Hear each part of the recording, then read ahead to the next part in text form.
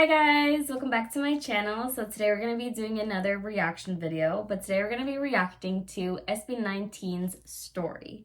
So you guys have been asking me to do a reaction or watch on my own time this story of how SB19 became who they are through the YouTuber named Casual Chuck. I know you might have asked me to do this on my own time, but I figured because you guys have been the ones to introduce me to SB19, I wanted to also react to this with you guys. One, just to show you guys what I think about their story and everything like that. And two, if anyone has never heard of SB19 or has and didn't know their full story like me, they can watch this reaction video with me. It's as if we're like watching it together for the first time, so that's really cool. But yeah, without further ado, let's get on to watching this video.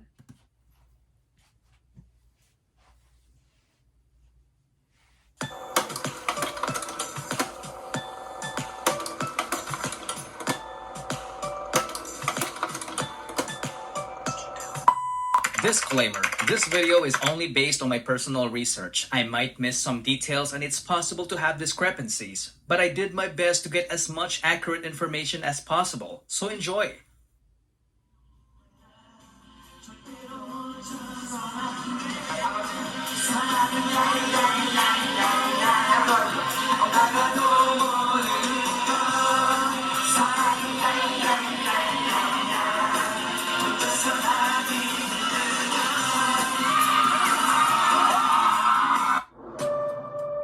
This is called Triple, a group of talented performers and comedians from Korea you've probably never heard of. They were formed back in 1994 when the word K-pop hasn't even been invented. In 2002, one of the members made the biggest mistake of his life, which will change the entire course of P-pop history. Damn.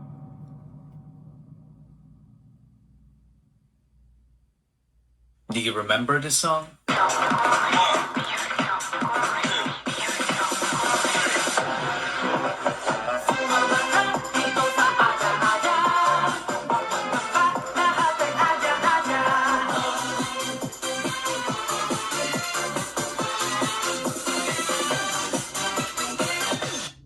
It all started with this man, Jong Song-han. When he left the trio in 2002 to become an entrepreneur, Cult Triple became Cult 2. Most of their fans definitely thought that Song-han's decision was a huge mistake because the remaining members started racking up different awards in the entertainment industry. If he only stuck around, he would have gotten those awards too. But this man's decision was final. He used all of his savings to build an event organizing company called Show BT Entertainment. Yep, I'm talking about Tatang Robin. Tatang noticed how passionate Filipino fans were during the rise of K-pop, so he wanted to organize K-pop concerts and events that promote Korean and Filipino culture. To make that happen, he needed entertainers, a group of young people that would be part of the package of their service as an event organizer. We are talking about people who can do dancing, singing, and even act as servants like waiting tables and assisting guests. So he held an audition and hundreds of young talents applied. 30 of them passed as trainees. They were then called Nara, which in Korean means country and is the national tree of the Philippines. They went to multiple events together, including the fan meeting event of the K-pop group called Off-Road. I can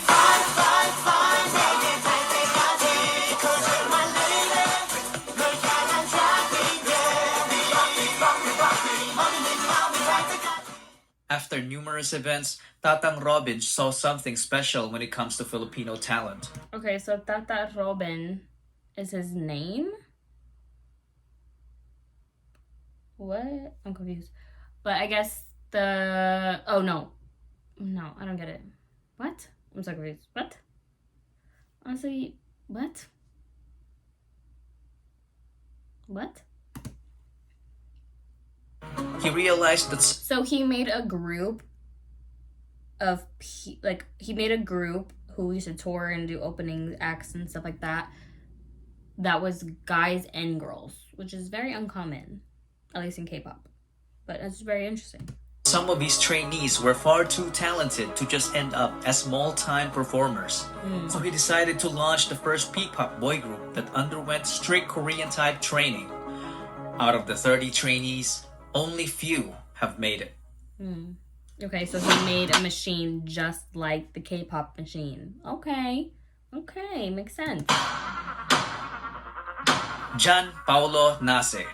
He always wanted to be a performer. As a young dreamer, he joined several competitions as a soloist and also a member of the K-pop dance cover group called PHP.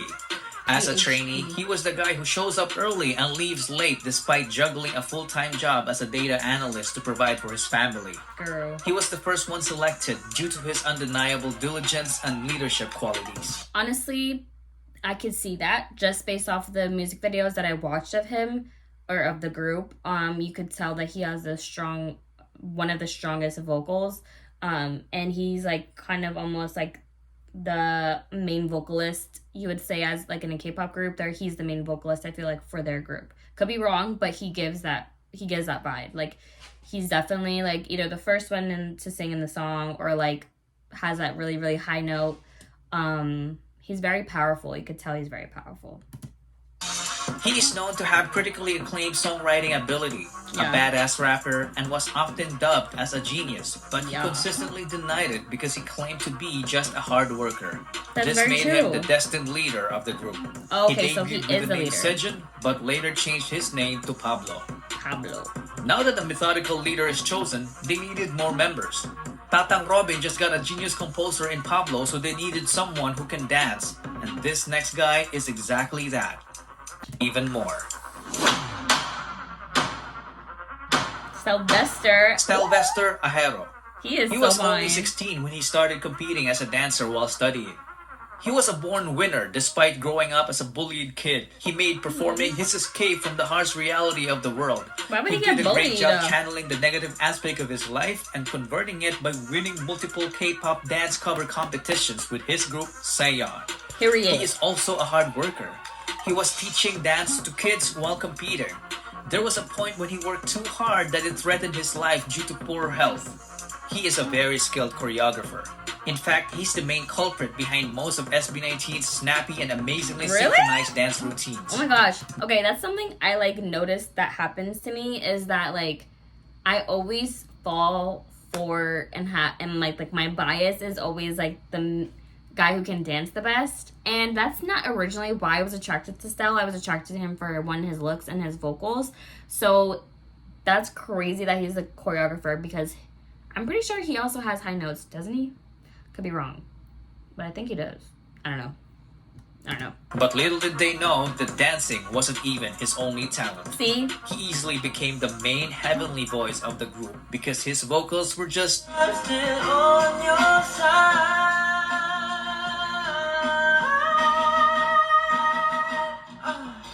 Out of this world. He said, He debuted as Stell, the main vocalist, the lead dancer, and choreographer of the group. So he's the main dancer, main vocalist. Damn. He's a triple threat.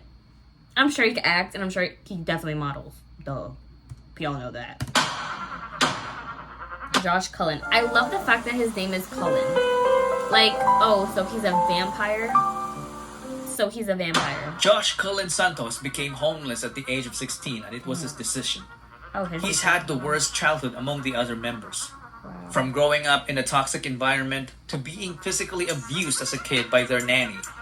At an early age, he witnessed what it feels like to be a member of a middle-class family that went rock bottom in just a matter of months. He experienced getting evicted from apartments to smaller rooms. It came to a point when his family had nothing to eat but ketchup and salt. They had no permanent address.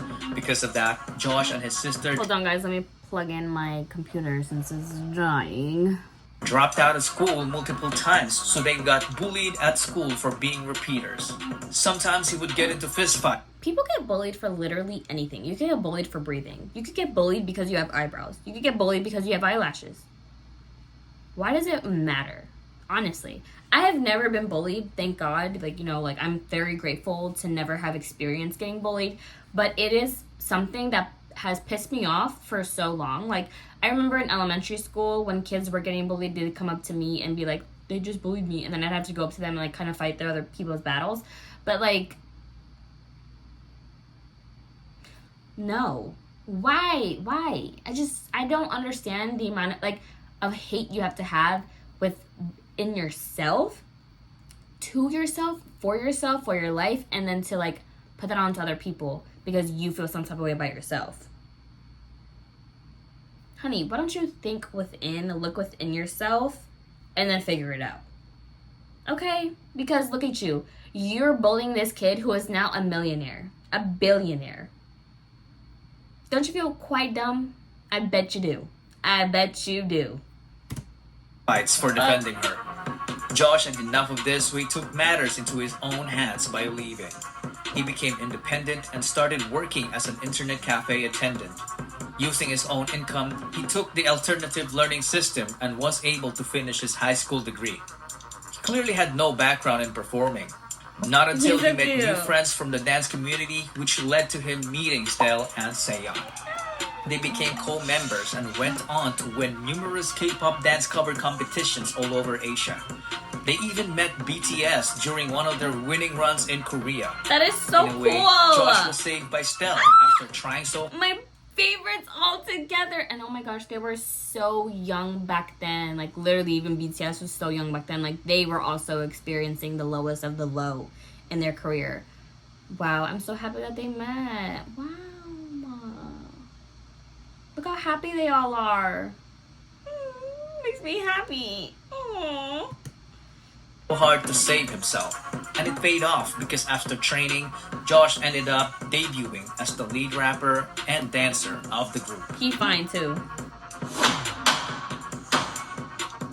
Justin the Josh didn't have to audition.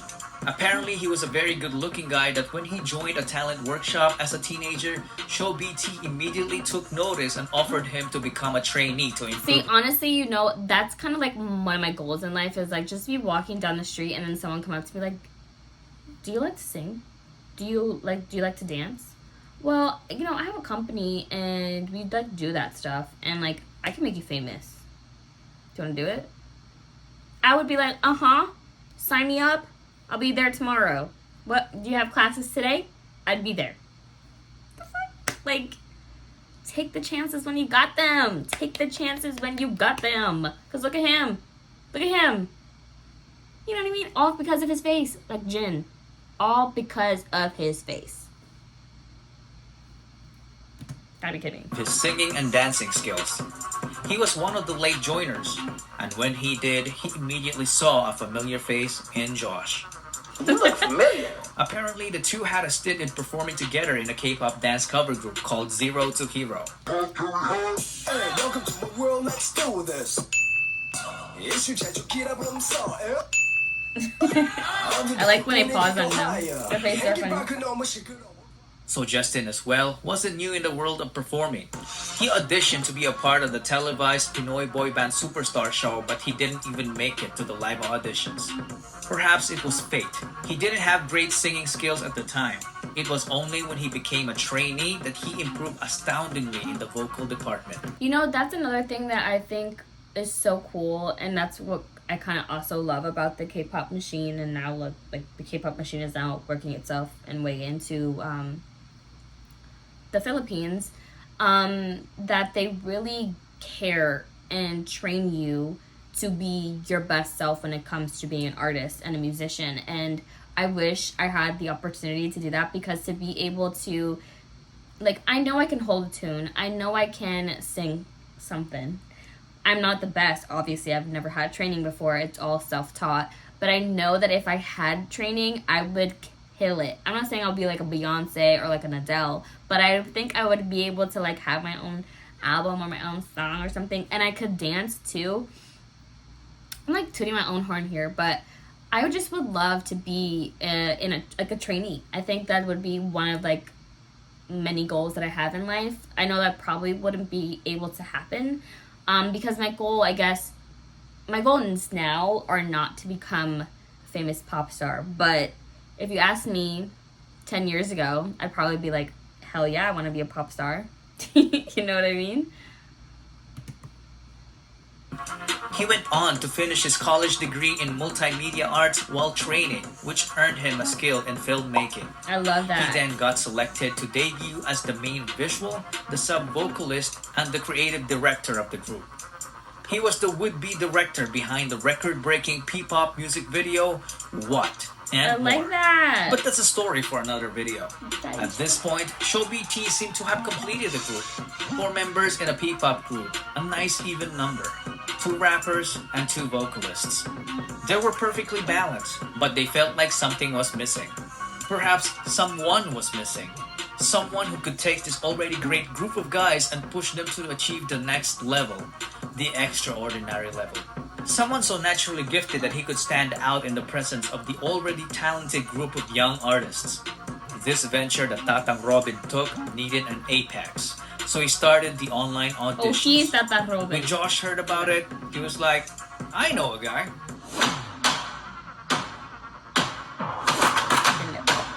Philip John Suson is such a specimen. He was so naturally gifted that excelling in sports looked like a walk in the park for him. He grew up in the church under the care of his grandparents. He was an artistic kid, so he was active as an editorial cartoonist in school. Wow. Nobody taught him to play musical instruments. He taught himself by just listening to the music, so he ended up becoming a southpaw guitarist. But That is so cool to me. Like, yes, I was able to like be able to sing because I taught myself how to sing. But like to be able to just hear something and then play it on an instrument, that is very, very, very difficult. Because like I played the trumpet in 8th grade or whatever. I played trumpet actually in 7th grade. And that was very difficult, but I caught on to it, and I wasn't the best. I'm not going to say like I'm some trumpet player, but like I had to learn how to read the music and like know what note I'm supposed to hit based off of the sheet that's in front of me. Hearing something and then just playing it, that's a whole level of genius. fixed it as he learned more. He didn't even know that he could dance until he was forced to in order to get good He's grades so during cute in their the school background. entrance. After discovering dance, he transformed from a guy who didn't know it to someone who can fly. Because of his raw talent, he ended up teaching dance to the entire school and continued on to form a K-pop dance cover group called Amigo 7. Apparently, his group gave Josh's group so much trouble during their early competitions because they were very good rivals. So he decided to recruit him. But Philip was hundreds of islands away and didn't have the money. What did Josh do? He shelled out for his plane ticket. With nothing else to lose, Philip went and left his previous life in the countryside. Wow. He then trained with the boys and officially debuted with them as Ken, the main dancer, the bass vocalist, and the lead rapper of the group. One thing to note is that they were an unlikely bunch because they wouldn't have met each So that's really interesting that they were already a group before they added Ken involved. So it was like a 4-people group. So I wonder like exactly when did they add Ken into the group, and do they have songs without Ken? Music videos without Ken? You know, like I'm interested because I saw them performing as just 4. So they had to have been like have songs already.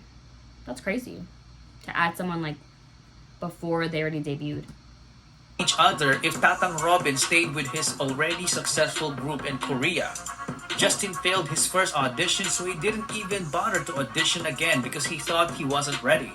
And Josh wouldn't have attempted to recruit Ken if Show BT's training program didn't even exist.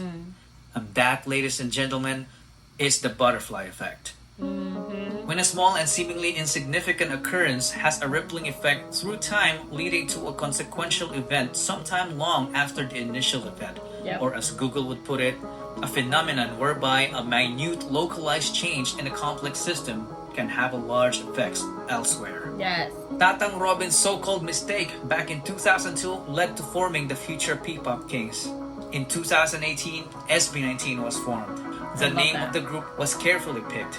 The number 19 is the sum of Korea and the Philippines area code digits 82 and 63. What? So 8 plus 2 plus 6 plus 3 is 19. That is so SB doesn't cool. only mean Show BT. It is all about their ultimate goal for Pinoy sound to break into the music industry, which is fearlessly represented by this praise. Wow. Soundbreak.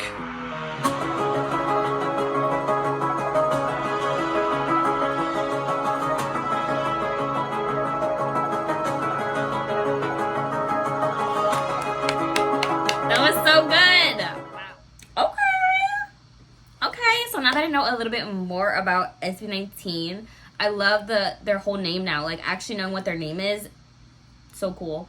And how each member, you know, got into it, and the like what their positions are in the group is so awesome to also know, because it just gives you more depth of like the work that they do in the music videos and in the songs, like how they all individually do it and then how they encompass it together, because each of them have a job, each of them have a role to play, and they all play it amazingly well. I don't know, it's just so interesting that someone from K-pop who was in a group that I've never heard about before made something in, you know, the Philippines. That's so like interesting to me. Interesting. That is so cool. I really like this video series about SB19. Thank you guys so much for leaving this in the comment section down below for me to watch. I am so happy I got to watch this, and I possibly might watch The Zone episode 2 if they haven't already came out with it. I think it does, because it's right there on my screen. So if you guys want me to watch that, please leave it in the comment section down below of this video. And if you haven't already, please make sure to like and subscribe. Don't forget to also share this video with whoever you love in your life. And I'll see you guys in the next one. Bye!